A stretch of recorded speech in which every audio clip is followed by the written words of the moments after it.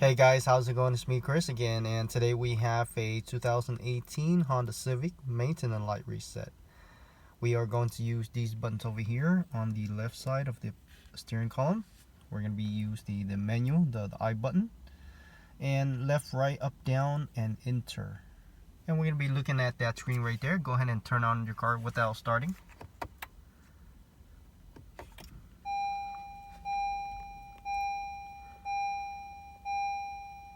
As you can see, maintenance due soon. Now go ahead and press that menu button, the I button,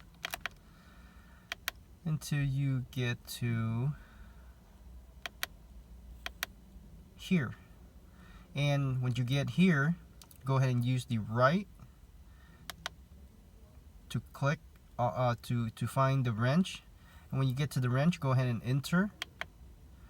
And when you get here, go ahead and press and hold the enter button.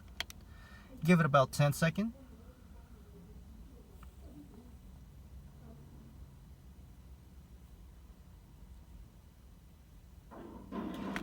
Go ahead and let go.